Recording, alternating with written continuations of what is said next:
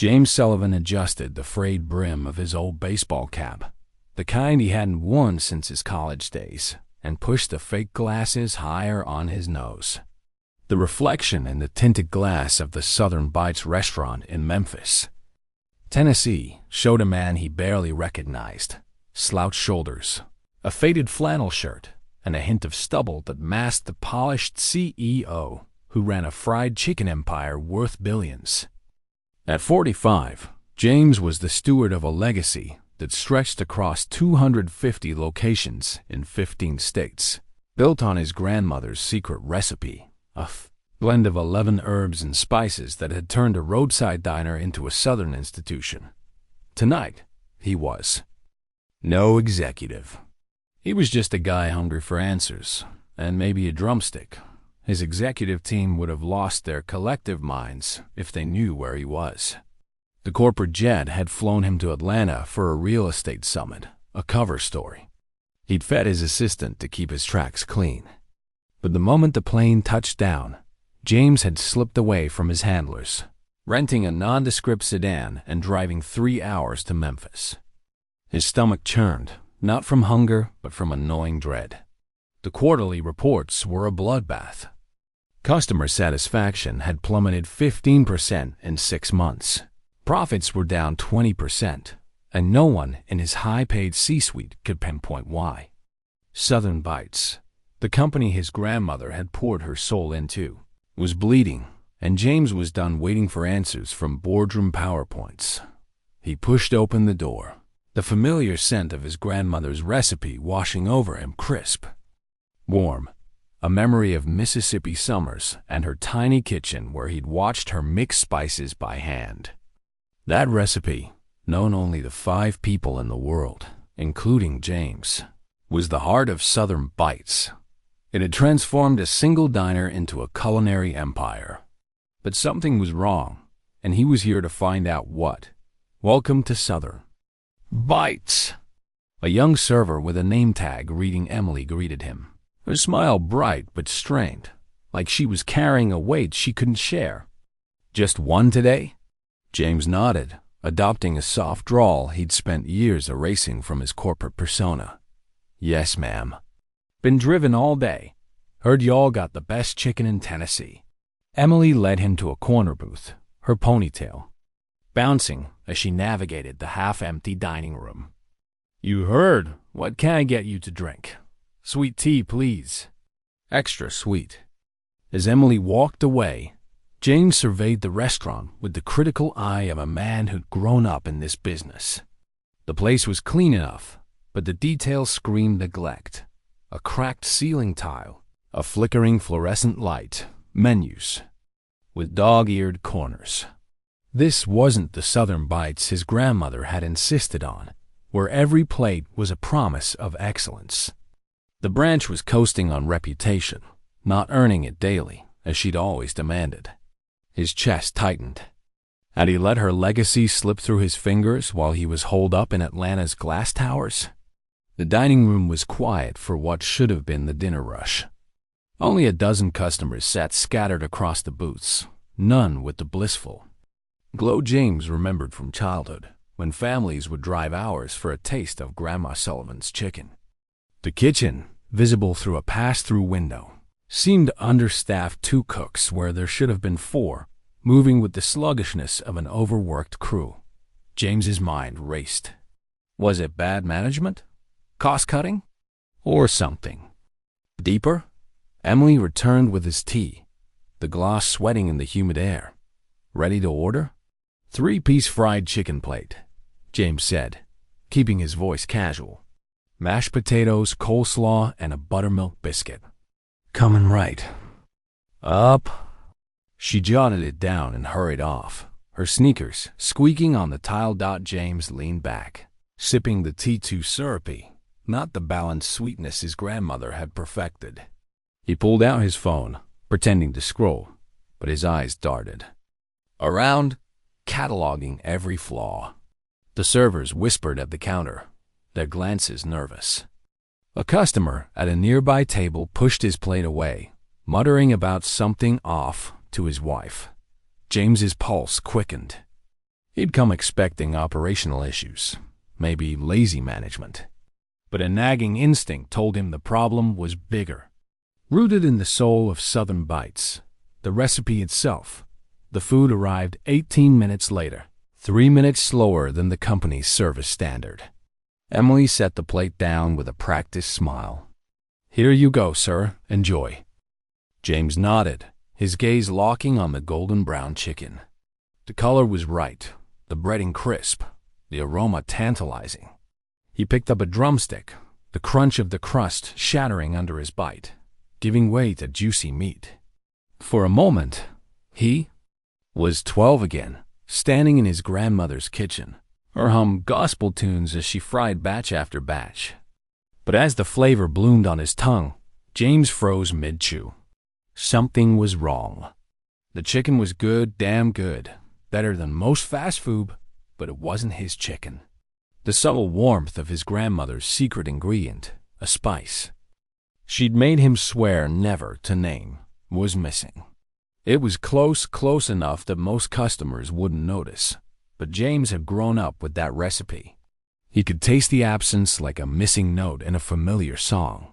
He tried the breast. Meat, hoping it was a fluke. Same story, almost perfect, but not quite. His heart sank. This wasn't a case of sloppy execution or cheap ingredients. Someone had tampered with the recipe itself, but that was impossible. The formula was locked in a secure server accessible only to James, his executive chef, and 3 other trusted executives, including his coup, Michael Bennett. The restaurants received pre-mixed spice packets, never the full recipe. How could this happen? James set down the drumstick, his appetite gone. He glanced at Emily, who was wiping down a nearby table, her eyes darting nervously toward the kitchen. The other server, a lanky guy with a name tag reading Tyler, leaned against the counter, smirking at something on his phone. James's mind raced. He needed to dig deeper, but as a customer, he was limited. To uncover the truth, he'd have to get closer inside the operation, where secrets couldn't hide. A voice interrupted his thoughts. "Everything okay with your meal, hon?" It was an older woman, maybe 60, with a warm smile and a name tag that read Maggie.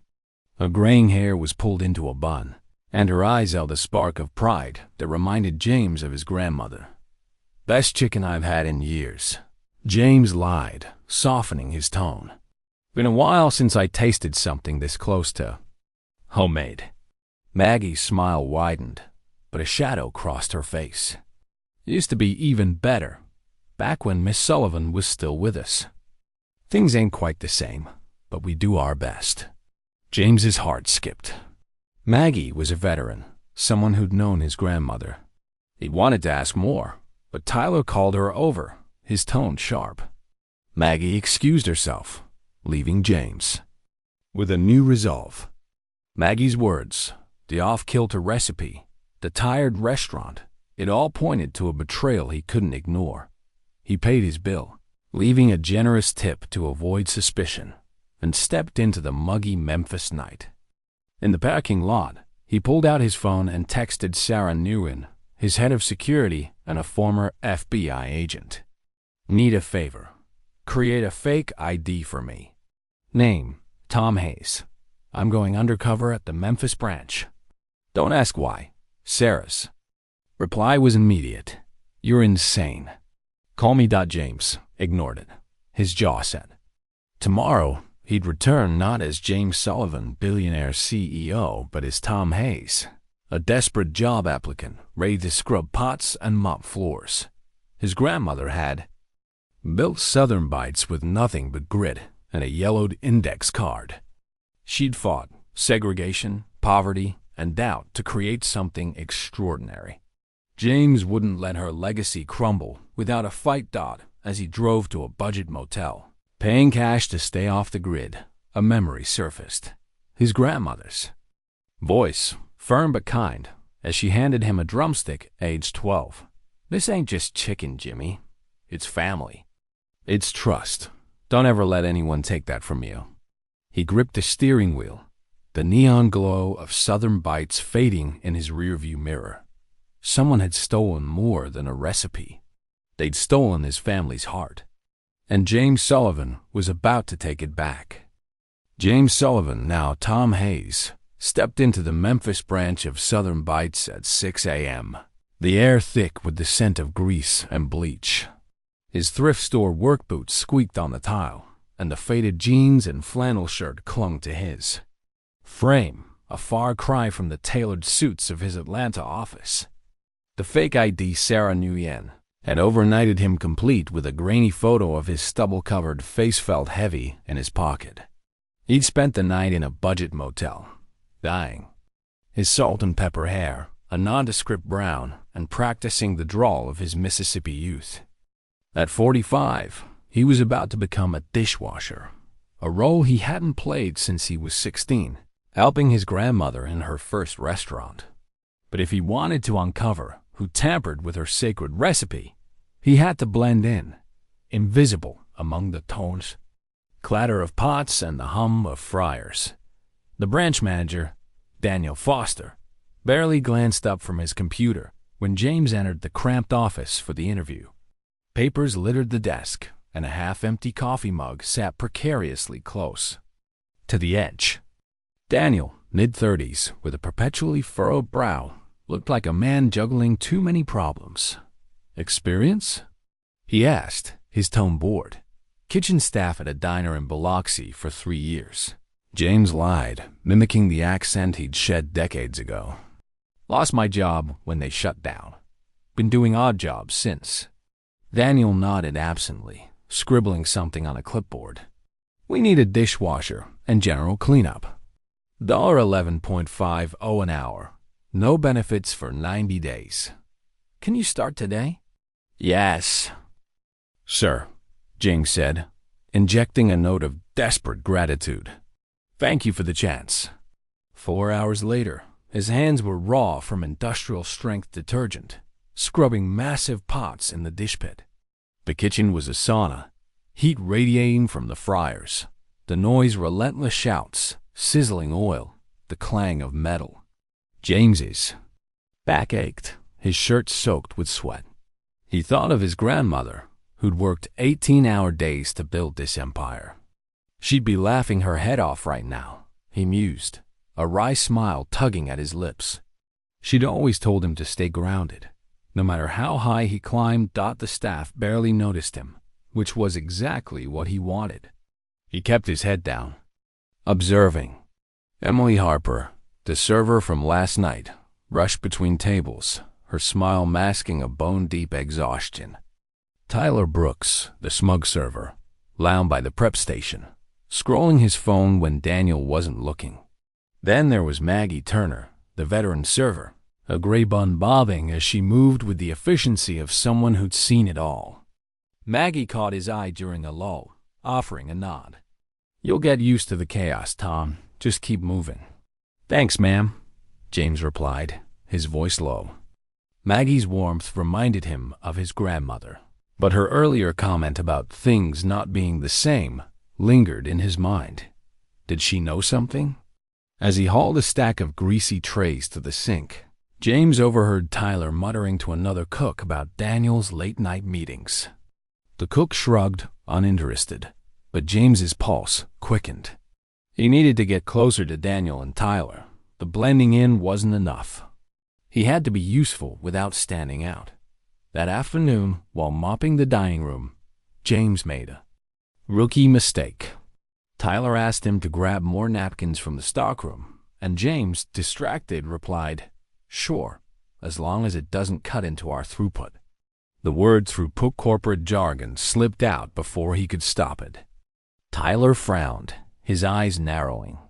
"You talk like a suit man. Where'd you say you worked before?" "Biloxi," James said quickly, forcing a chuckle. "Owner was always yammering about efficiency. Rubbed off on me." Tyler grunted, unconvinced, and walked away. James cursed under his breath. He couldn't afford slip-ups. If Daniel or Tyler got suspicious, his cover would blow before he found anything concrete. He resolved to stick to short answers and keep his ears open. By the end of his shift, his body screamed for rest, but his mind was alight. The restaurant was a shadow of what Southern Bites should be: understaffed, uninspired, coasting on a legacy it no longer earned. And that missing spice in the chicken gnawed at him. He needed evidence, not just instinct. As he clocked out, Maggie patted his shoulder. "You did good for a first day, Tom. Don't let this place wear you down." Her words hit harder than she knew. James nodded, slipping into the night, determined to uncover the truth before Southern Bites lost its soul. Day 3 as Tom Hayes and James had found a rhythm. Arrive early, work hard, stay invisible. He ate his meals in the break room, a cramped space with peeling paint and a wobbly table, positioning himself to overhear conversations without seeming nosy. The staff meals were a disgrace: soggy fries and chicken that tasted like a pale imitation of the menu's promise. Another violation of his grandmother's rule: feed your people like family. James bit into a mediocre sandwich, his eyes on his phone, but his ears tuned to the room. Daniel and Tyler sat at a corner table, their voices low, but not low enough. James pretended to scroll, his phone's voice recorder silently capturing every word. "I'm telling you, Ty, we gotta keep it tight," Daniel whispered, glancing at the door. "If anyone finds out, we're done." "Relax, man," Tyler sighed, his tone smug. "The recipe's already gone. Golden Crunch is rolling it out next month. Our accounts are 25 grand heavier. Who's gonna know?" James's fork froze midair. His heart pounded, but he kept his face neutral, tapping his screen as if engrossed in a game. Golden Crunch, Southern Bites' biggest rival, a fast food giant with deep pockets and a knack for cutthroat competition. Selling the recipe was corporate espionage, a betrayal of everything his grandmother had built. But how? The recipe was locked in a secure server, accessible only to James, his executive chef, and 3 executives, including Michael Bennett, his Q and friend of 15 years. Emily entered the break room, her tray shaking slightly. "You guys need to be careful," she hissed, her voice barely audible. "What if someone overhears? I didn't sign up for this to hurt people." "Don't go soft now," Tyler snapped. "You took the money, same as us. Your mom's hospital. Bills ain't gonna pay themselves." Emily's face crumpled, but she said nothing, sitting alone with her meal.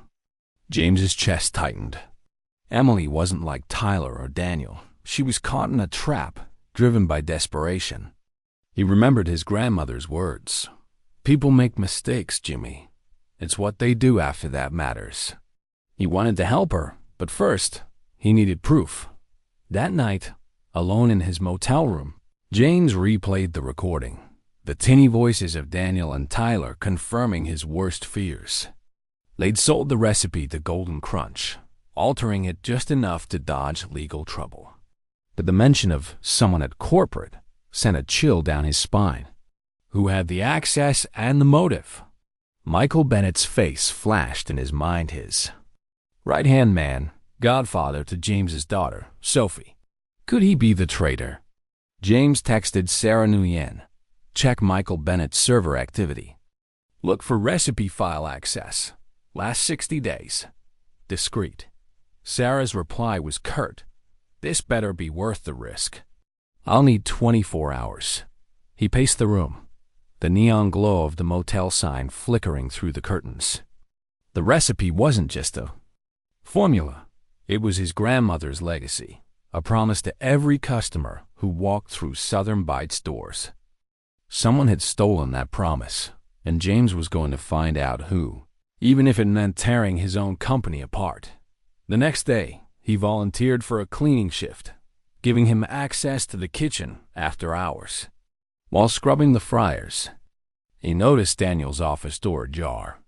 Inside, a stack of invoices caught his eye: orders for cheaper spices, not the premium blends Southern Bites required. Daniel was faking inventory records to mask the recipe change. James snapped photos.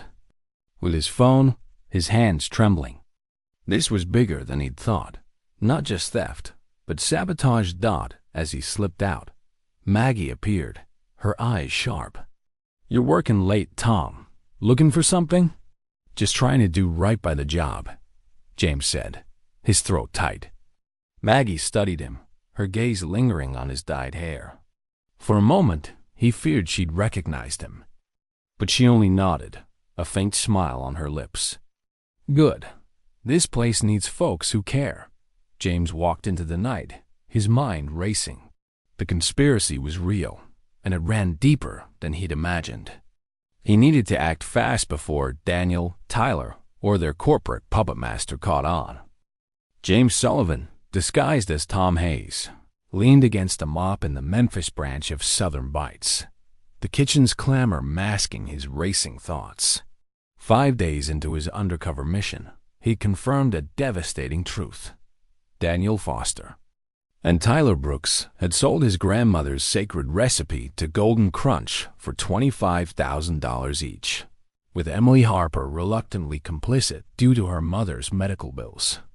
The recorded conversation in the break room was damning, but the mention of a corporate insider pointed to a deeper betrayal. James's suspicions centered on Michael Bennett, his Q and friend of 15 years, whose access to the secure recipe server made him a prime suspect. As James scrubbed at a counter, his phone buzzed with a text from Sarah Nguyen, his head of security. "Bennett accessed recipe file 3X last month. Deleted logs, but backups caught it. Also met Charles Morgan, Golden Crunch CEO twice, disguised as golf outings. Call me." James's knuckles whitened around the mop handle. Michael, who'd stood as godfather to his daughter Sophie, had betrayed him. The recipe wasn't just a formula, it was his grandmother's heart, a legacy built through decades of grit. But the conspiracy ran deeper. During a late-night cleaning shift, James had overheard Daniel and Tyler in the stockroom, their voices hushed but careless. "It's not just the recipe," Daniel had said, tapping a crate of spices. "Bennett's feeding Golden Crunch our expansion plans, new locations, supply chain contracts. They're gonna outbid us on prime properties and choke our margins." Tyler had laughed, his smugness grating. "By the time Sullivan figures it out, Southern Bites stock will be in the gutter. Golden Crunch will buy the scraps for pennies."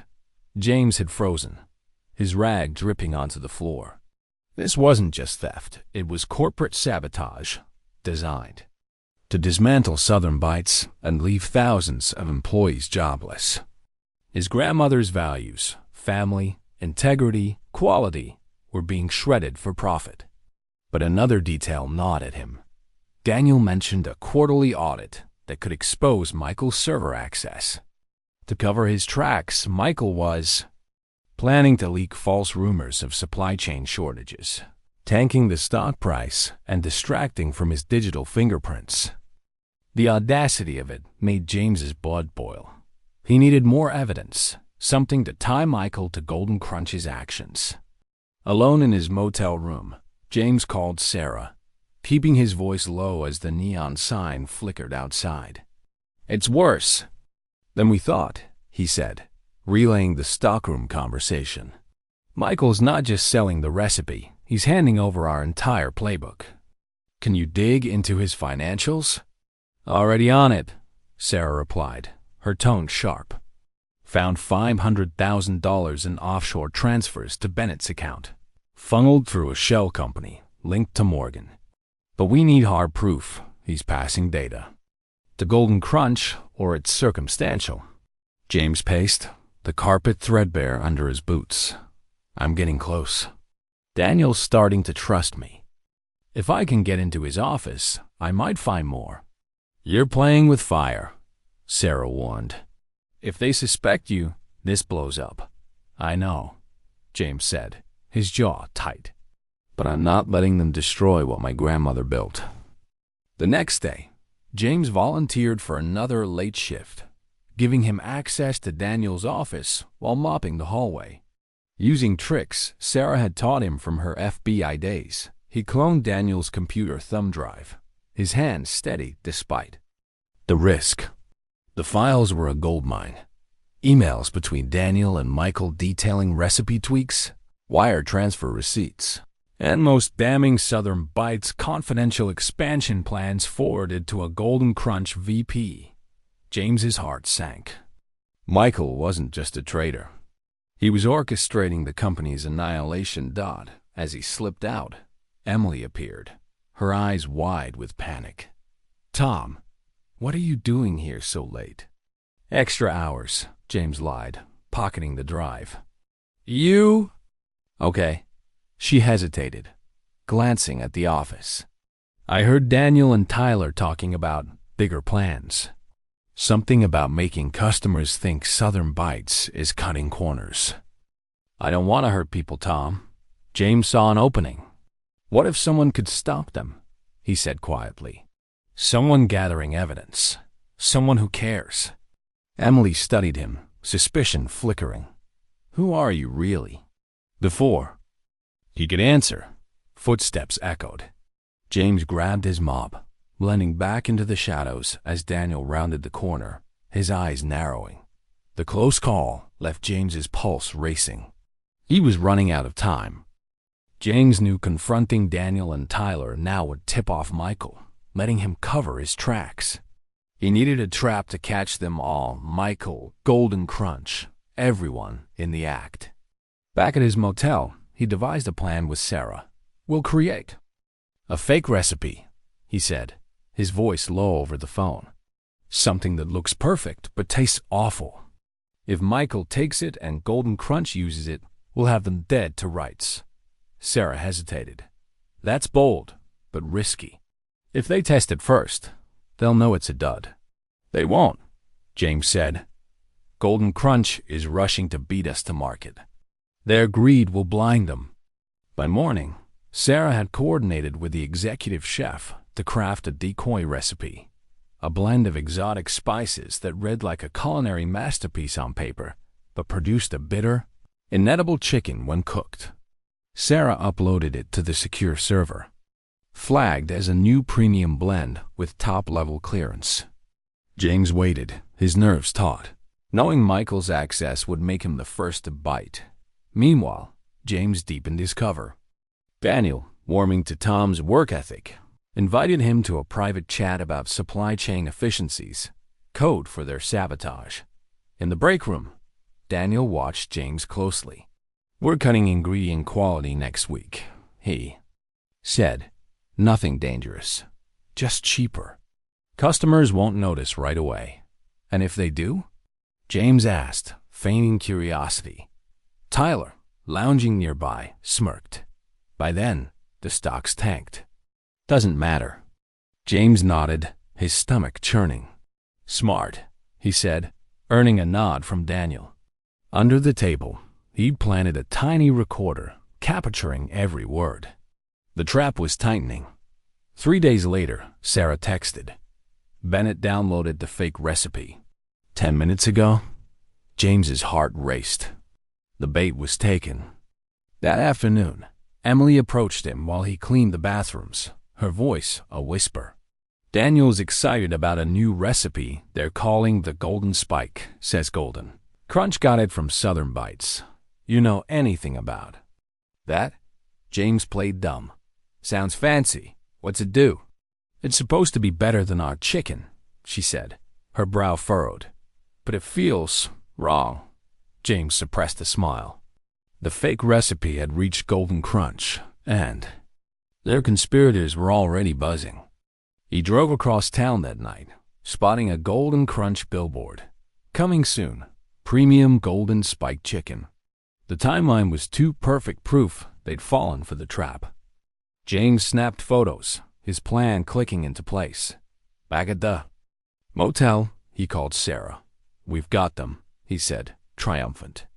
"When Golden Crunch launches that recipe, it'll be a disaster. We confront them tomorrow, before they can back out. What if they realize it's inedible first?" Sarah asked. "They'd have to cook it at scale," James said. By the time they do, we'll have everything we need." As he lay on the lumpy motel bed, James felt a mix of fury and hope. The conspirators thought they'd won, but they'd underestimated him and his grandmother's legacy. Tomorrow he'd bring them down, but he couldn't shake a soft spot. For Emily, her hesitation, her fear of hurting customers, echoed his grandmother's values. Maybe there was a path for her yet. James Sullivan, still cloaked in the guise of Tom Hayes, scrubbed a greasy fryer in the Memphis branch of Southern Bites, the kitchen's heat pressing against his skin like a living thing. It was day 10 of his undercover mission, and the weight of his discoveries bore down harder than the industrial detergent stinging his hands. The stolen recipe, sold to Golden Crunch for $25,000 apiece by Daniel Foster and Tyler Brooks, was just the tip of a larger conspiracy. Evidence pointed to Michael Bennett, his Q and friend of 15 years, as the mastermind, feeding Southern Bites secrets to their rival to tank the company. James's phone, hidden in his pocket, held recordings, photos of falsified invoices, and Sarah Nguyen's confirmation that Michael had accessed the recipe server 3 times in the past month. But he needed more irrefutable proof that Golden Crunch was acting on the stolen formula. The trap was set, a fake recipe uploaded to the server designed to expose the traitors. Now, James just had to survive long enough to spring it. The kitchen buzzed with its usual chaos, but an unusual tension hung in the air. Daniel had announced a special visit from corporate, and the staff was on edge, polishing counters and double-checking orders. James kept his head down, his dyed brown hair tucked under a hairnet, but his pulse raced. Southern Bites didn't do surprise inspections without his approval. Was Michael onto him? Or was this something else? As he hauled a trash bag to the dumpster, Maggie Turner, the veteran server, caught his arm. Her gray eyes, sharp with decades of experience, studied him. "You're working awful hard for a new guy, Tom. Remind me of someone I knew a long time ago." She paused, her voice softening. "Miss Sullivan's grandson, Jimmy, used to mop these floors when he was knee-high." James's throat tightened. Maggie's memory was a dangerous spark. He forced a sheepish grin, thickening his drawl. "Just trying to keep the job, ma'am. Ain't got no fancy blood in me." Maggie's smile was cryptic, but she let it drop, returning to her tables. James exhaled, his heart pounding. Maggie was an ally, but her recognition could unravel everything. He needed to move faster. Back inside, trouble brewed. Lavra Bennett, a local reporter unrelated to Michael, had been sniffing around the restaurant for days, asking customers about declining quality and quizzing staff about management. James had dodged her questions, but her presence was a ticking bomb. If she uncovered his identity or the conspiracy before he was ready, the fallout could be catastrophic. As he wiped down a prep station, Lavra approached Emily Harper, who was refilling ketchup bottles. "Mind if I ask about turnover here?" Lavra said, her notebook open. "Seems like a lot of new faces lately." Emily's hand shook, her eyes darting to James. "It's just normal stuff. Busy season." Her voice cracked, betraying her nerves. James cursed silently. Emily's guilt over her role in the recipe theft made her a weak link under pressure. Before Lavra could press further, Daniel burst from his office, his face pale. "Tom, front of house now. We got a VIP coming."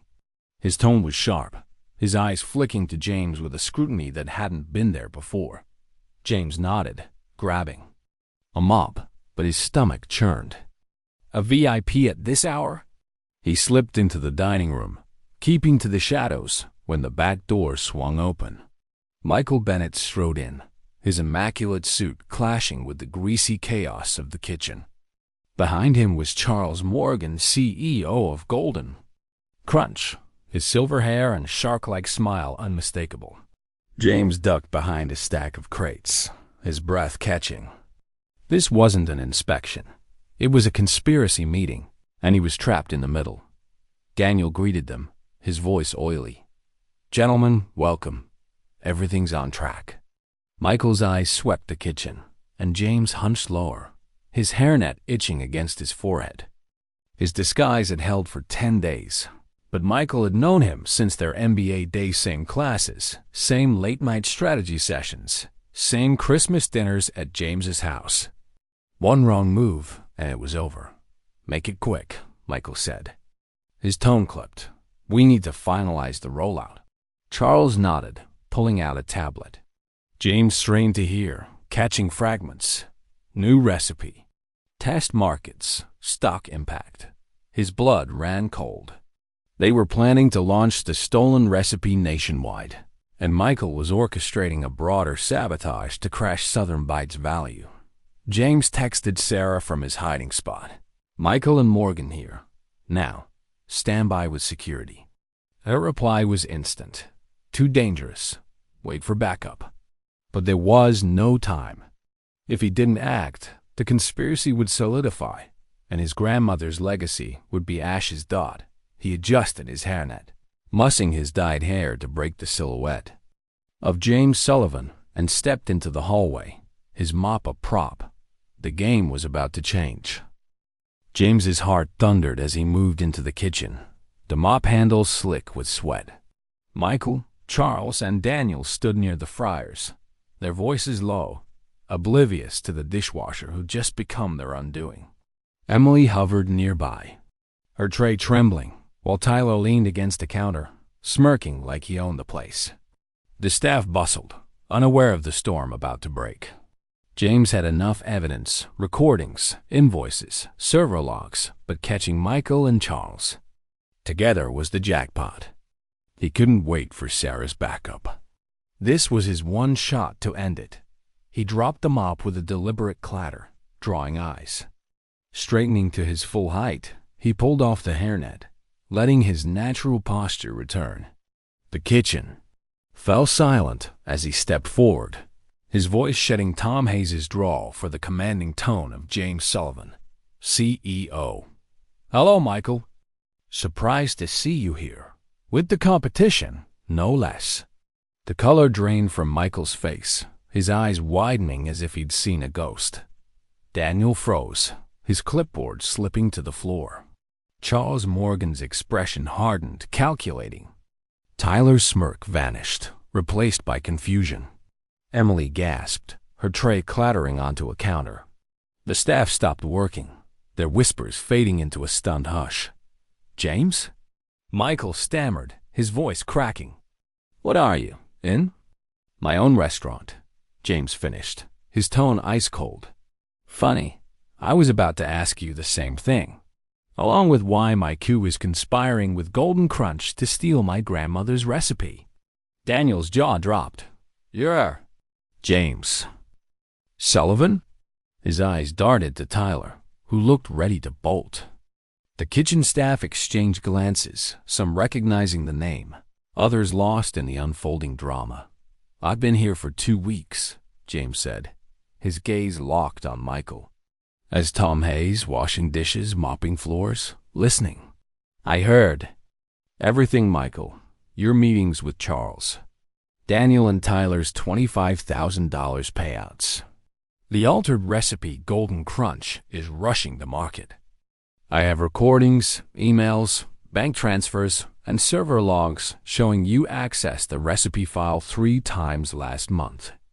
Michael's face contorted, a mix of rage and panic. "This is absurd. You're spying on your own company?" says the man selling it out.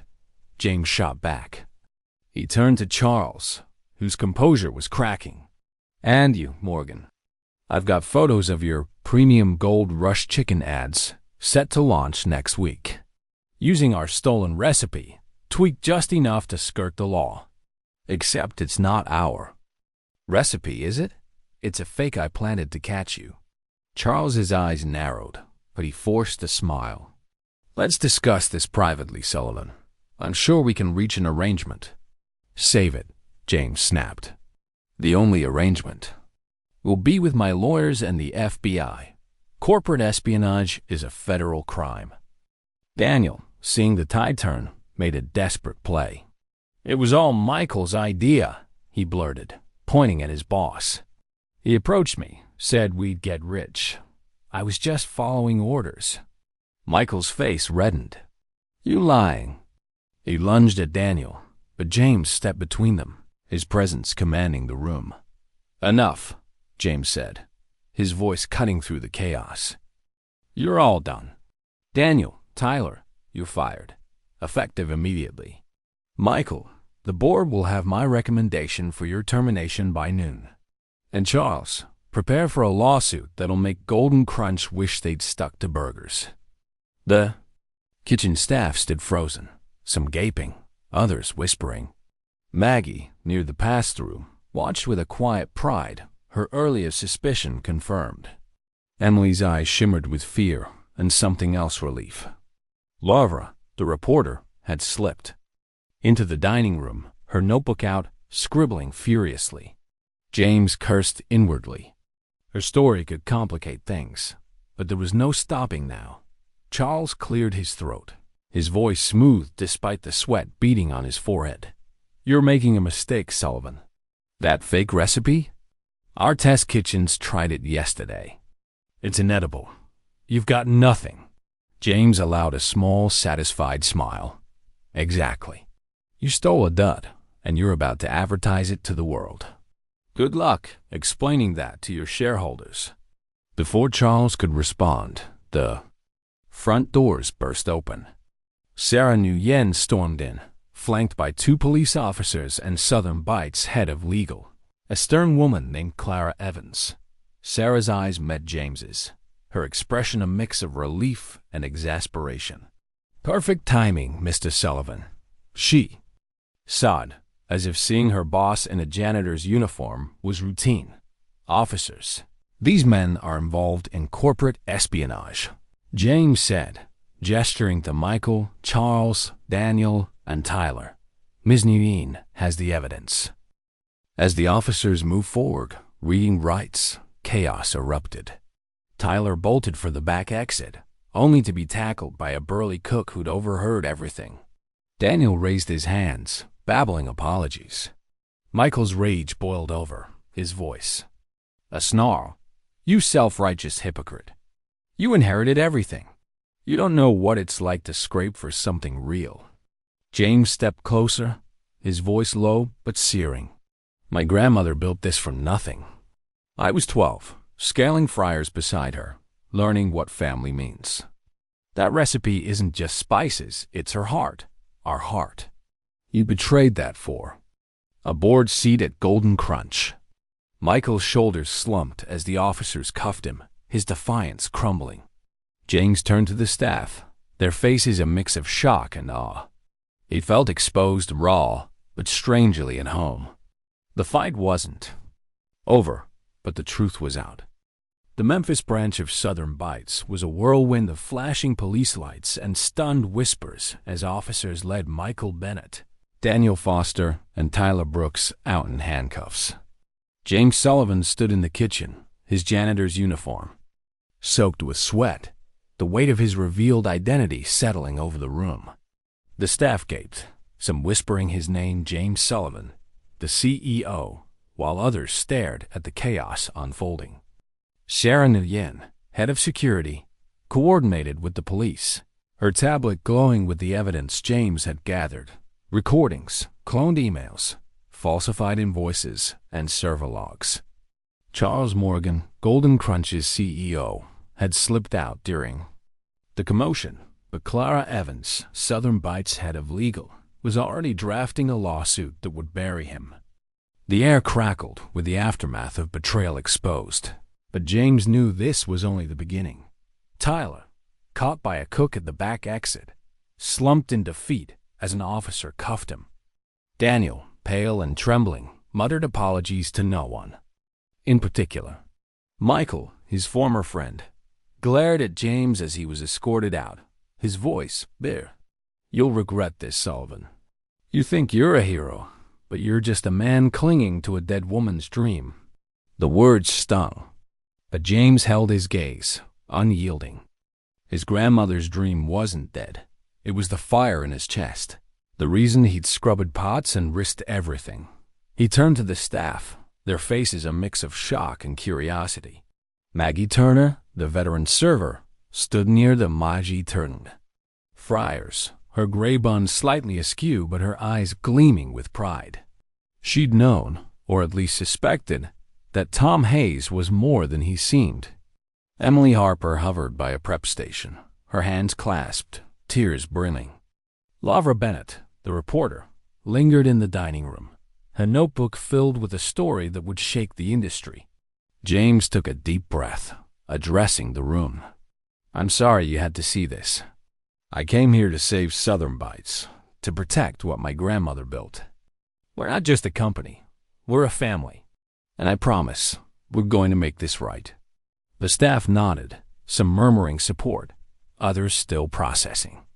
Maggie stepped forward, her voice firm. "You did good, Jimmy. You're grandma'd. Be proud."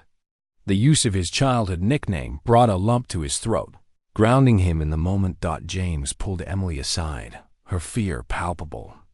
"Mr. Sullivan, I didn't mean for it to go this far." She stammered. "My mom's cancer treatments, the bills. I thought I had no choice." "I know," James said, his tone gentle but resolute. "I heard you in the break room. Emily, you didn't want to hurt anyone. That's why you're not leaving with them." Her eyes widened, hope flickering. "We'll talk about your future later, but for now, I need you to stay strong. Can you do that?" "Yes, sir," she whispered, relief washing over her. James saw his grandmother's compassion and his decision punish the guilty, but lift up those who could change. Sarah approached, her expression all business. "Police have everything they need. Bennett's facing federal charges, and Foster and Brooks are cooperating. Morgan's lawyering up, but Clara's got enough to nail Golden Crunch." She handed James a clean suit jacket. "Board's waiting for your call. They're freaking out." "Let them," James said, slipping on the jacket. "We're not done yet." He promoted Maggie to interim branch manager on the spot, her decades of loyalty earning her the role. "Keep this place running, Maggie. I'll be back." As he stepped outside, the Memphis night cool against his skin, James felt a strange calm. The conspirators were down, but the fight for Southern Bites' soul was just starting. He'd exposed the rot. Now he had to rebuild. Asterisk by morning, the story had exploded. Lavra Bennett's article, "CEO Goes Undercover to Save Fried Chicken Empire," went viral, detailing James's 2-week stint as Tom Hayes and the conspiracy he'd uncovered. Social media buzzed with #Grandma's Pride, some praising James's courage, others questioning how Southern Bites had let things slide so far. The stock plummeted 12% as news of the espionage broke, and a group of minority shareholders, led by Richard Coleman, demanded an emergency board meeting, threatening a lawsuit for executive negligence. James, back in Atlanta, faced a new battlefield: public perception. He called a press conference at headquarters, standing before a backdrop of the Southern Bites logo. Cameras flashed as he spoke, his voice steady. "Southern Bites was betrayed, but we fought back. My grandmother taught me that family sticks together, and that's what we're doing, rebuilding trust, starting with our employees and customers."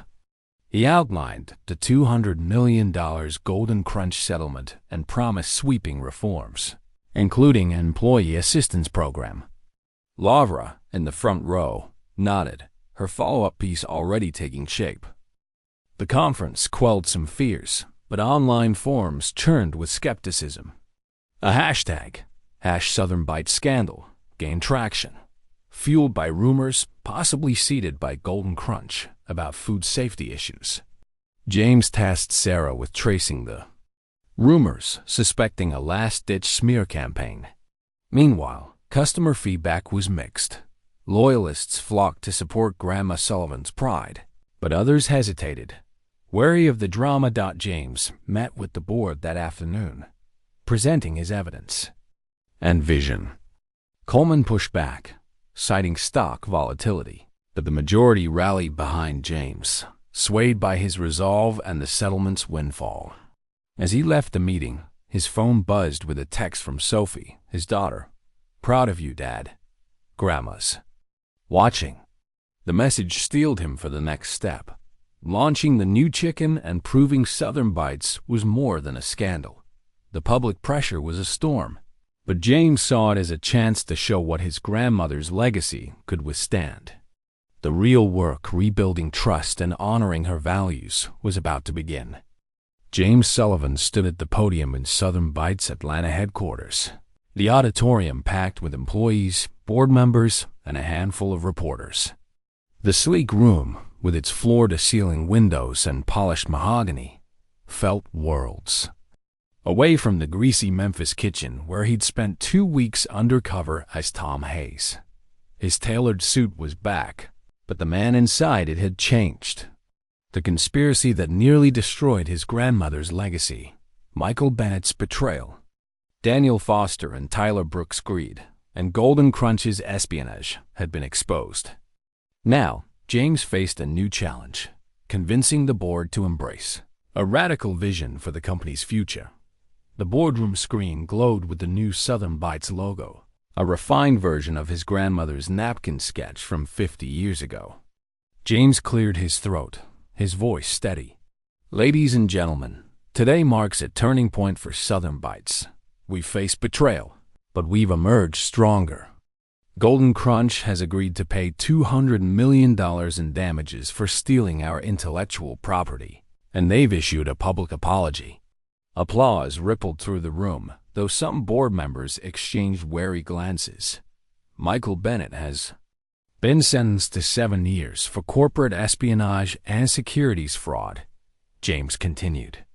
Daniel Foster and Tyler Brooks received lighter sentences for their testimony. Charles Morgan, Golden Crunch's CEO, has resigned in disgrace. The room buzzed with approval, but James raised a hand. "That's the past. Today, I'm here to talk about our future." He clicked the remote, revealing a slide titled "A New Southern Bites." "My time undercover taught me we've drifted from our roots. Southern Bites isn't just a recipe, it's people. Our employees, our customers, our family." He gestured to a reserved section where the Memphis staff sat, including Emily Harper and Maggie Turner. "I'd like to introduce our Memphis team, who showed me what this company can be." Emily, nervous in the spotlight, gave a small wave. Maggie, her gray bun impeccable, nodded with quiet pride. James's voice softened. "Emily made mistakes. Driven by desperation." Emily made mistakes. Driven by desperation, but she showed integrity when it counted. Instead of firing her, I've asked her to lead our new employee assistance program, ensuring no one feels forced to compromise their values due to financial hardship. The announcement drew gasps, then applause. Richard Coleman, a skeptical board member, leaned forward, his brow furrowed. "This is admirable, James, but profit sharing and assistance programs are costly. Our stock is still recovering." James met his gaze. "I scrubbed pots in Memphis, Richard. I saw what happens when we treat employees like numbers. My grandmother built this company on family, not shortcuts. Investing in our people is how we rebuild trust and our stock."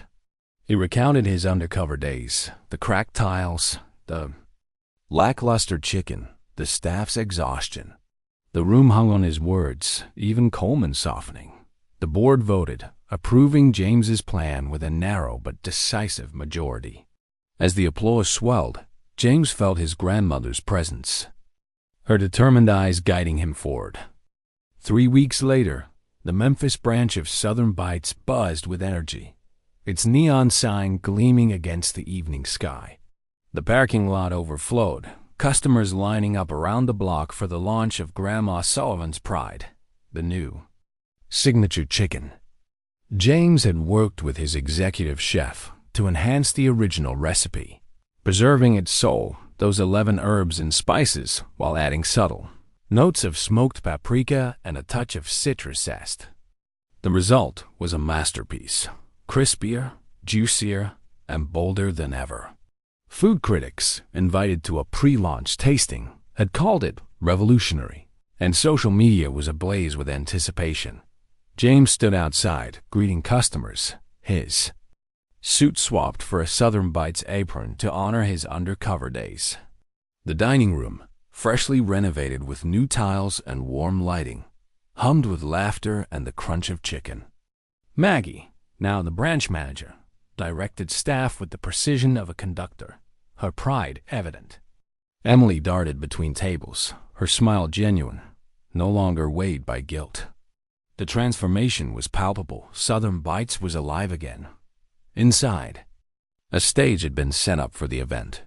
James stepped up, microphone in hand, as cameras flashed. Laura Bennett, the reporter who'd nearly blown his cover, stood in the front row, her article praising his leadership already trending online. "Thank you for joining us," James began, his voice carrying over the crowd. "Southern Bites isn't just a restaurant. It's a promise. A promise my grandmother made to serve food with love, to treat people like family. We lost sight of that, but we're back." He gestured to a table where steaming plates of Grandma Sullivan's pride waited. "This is our new chicken, born from my grandmother's legacy, and 2 weeks of scrubbing pots to remember who we are." The crowd chuckled, charmed by his humility. "But tonight isn't about me. It's about our team, our customers, and a 16-year-old who reminded me what matters." James beckoned to his daughter, Sophie Sullivan, who climbed the stage, her dark curls bouncing. The crowd quieted, sensing the moment's weight. "My daughter, Sophie, grew up hearing about her great-grandma's chicken," James said. "But she also saw me miss her soccer games, buried in work. These past weeks, she's been my compass, reminding me family comes first." Sophie, blushing but poised, took the mic. "My great-grandma believed food brings people together. This chicken isn't just a recipe, it's her love, passed down to all of us." She handed the mic back, and James pulled her into a hug as the crowd roared. The event was a triumph. Customers raved, posting photos with #Grandma's Pride. A small group of protesters, likely hired by Golden Crunch, gathered outside, chanting about corporate greed. James, unfazed, sent Maggie out with free chicken samples. Within minutes, the protesters were eating, their signs forgotten. Laura captured it all, her live feed going viral. As the night wound down, James caught Sophie laughing with Emily, who was explaining the assistance program to a new hire. Maggie approached, her eyes twinkling. "Your grandma would be proud. Jimmy, you brought her heart back." James nodded, his throat tight. "We all did, Maggie." 8 months after the Memphis showdown, Southern Bites was no longer just a fried chicken chain. It was a symbol of resilience. James Sullivan leaned back in his Atlanta office, the morning sun glinting off a framed photo of his grandmother's first restaurant, a humble diner where she'd perfected her 11-spice recipe. The $200 million settlement from Golden Crunch had silenced doubters, but it was the company's rebirth that redefined its place in the industry. Financial alerts on James's tablet glowed with success. Southern Bites stock had surged 40% since the launch of Grandma Sullivan's Pride, driven by record sales and a wave of customer loyalty. Food blogs hailed the new chicken as a love letter to Southern tradition, and lines at every location stretched longer than ever, fueled by the viral #Grandma's Pride campaign. The legal reckoning had been merciless. Michael Bennett, once James is confident, was serving a 7-year sentence for corporate espionage and securities fraud. His betrayal a scar James still carried.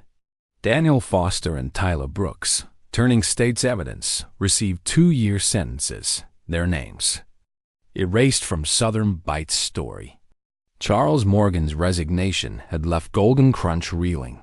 Their failed premium golden spiked chicken, built on James's fake recipe, mocked as a culinary disaster. The lawsuit, fortified by Sarah Nguyen's airtight evidence, had secured the settlement and a public apology, cementing Southern Bites' dominance. Industry analysts now cited the case as a warning. No one could challenge Grandma Sullivan's legacy and win. James's reforms were rewriting the company's DNA. The Employee Assistance Program, led by Emily Harper, had supported over 100 workers, with medical bills, housing, and education, transforming lives and loyalty. Emily, once a conspirator driven by desperation, now trained managers on empathy. Her redemption, a beacon for others.